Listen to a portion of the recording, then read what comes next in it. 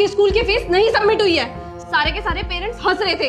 मेरी बेइज्जती हुई तो हुई, मेरे बच्चे की भी बेइज्जती हुई। सारे के सारे बच्चे इतना हंस रहे थे इसके ऊपर। लेकिन तुम्हें क्या, तुम्हें तो भूलने की आदत लगी हुई है ना। बताओ, सब बच्चे वैन में बैठ रहे थे, मेरा बच्चा ही वैन में नहीं बैठा। मैं तुम्हें बताना भूल गया था। क्या है ना, अभी मेरी सैलरी नहीं आई है। जैसे 1-2 दिन में सैलरी आ जाएगी मैं फीस भर दूंगा। सैलरी नहीं आई? अरे तो साफ बोल देते ना कि तुम अपने बच्चे को नहीं पढ़ा सकते, तो मैं पढ़ा देती ना इसको, मैं कर लेती कोई नौकरी। पता नहीं क्या है आड़ू, तुम्हारा बाप ना तुम्हें पढ़ा नहीं सकता। एक काम करना, प्राइवेट स्कूल छोड़ के ना गवर्नमेंट स्कूल में एडमिशन ले लेना, वहीं पे पढ़ सकते हो तुम, क्योंकि प्राइवेट स्कूल की फीस देने की ना तुम्हारे बाप की औकात नहीं है। अरे उसे क्यों बोल रही हो तुम? क्यों ना बोलूं इसको? इसको पता तो होना चाहिए कि इसका बाप कितने पानी में है। इसको पता होना चाहिए कि इसका बाप इसको पढ़ा लिखा नहीं सकता। यार हो जाता है कभी कभी लेट, नहीं आ पाती टाइम से सैलरी, तो ये सब तुम मेरे बेटे के सामने क्यों बोल रही हो? बस करो, ये सब ना तुम्हारे बहाने हैं, बहाने। एक काम करो, अपने पैसे अपने पास ही रखना, बचा के रखो, हमें नहीं चाहिए। मेरे को ही काम करना पड़ेगा कहीं। कहां से लाऊं पैसे?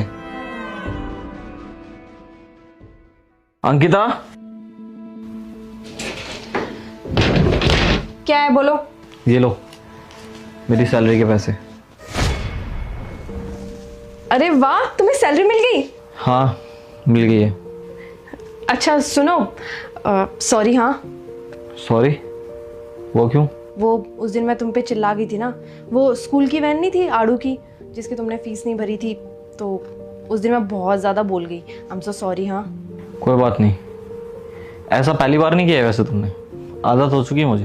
तो राहुल, मैं करती क्या, तुम ही तो हो घर पे कमाने वाले, और तुम्हें तो बोलूंगी ना। मैं तो कुछ काम धाम करती नहीं हूँ, घर का ही काम करती हूँ, तो पैसों के लिए तो तुम्हें ही बोलूंगी ना। और तुम्हें पता है उस दिन क्या हुआ था? जब मैं उसको वैन में बिठा रही थी और वैन वाले ने मना कर दिया कि नहीं, ये वैन में नहीं बैठेगा, पहले फीस जमा करेगा, तो सारे के सारे जितने भी पेरेंट्स थे ना, सब हंसने लगे मेरे पे। वो कंडक्टर तक हंस रहा था हमारे ऊपर। मैं तो चलो फिर भी सहन कर लेती, लेकिन मुझे बिल्कुल अच्छा नहीं लगा कि आड़ू के ऊपर भी सब हंस रहे थे। स्कूल में उसका मजाक बनता, इसीलिए ज्यादा गुस्सा आ गया था और तुम्हें इतना सब कुछ सुना दिया।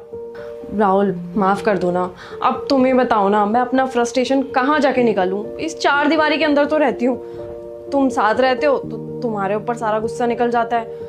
अच्छा छोड़ो, मिट्टी डालो इन सब बातों पे। अब रात गई बात गई, और अब तो तुमने पैसे दे ही दिए ना, हम मैं उसकी फीस सबमिट करवा दूंगी, वो आराम से जा पाएगा वैन में, कोई उसका मजाक नहीं बनाएगा। मैं एक काम करती हूँ, तुम्हारे लिए कुछ अच्छा बना करके लेके आती हूँ, तुम्हारी बीवी हूँ, इतना तो कर ही सकती हूँ तुम्हारे लिए। मुझे तुम्हारी बातों का बुरा नहीं लगा, मुझे बुरा इस चीज़ का लगा कि तुमने मेरे बेटे के सामने मेरी बेइज्जती करी है। अरे वो क्या सोचेगा कि उसका बाप उसको पाल नहीं सकता? इन सब चीज़ों से एक बात तो तय हो गई, मर्द की इज्जत घर में तब तक ही है जब तक वो पैसा कमा कमा के घर पे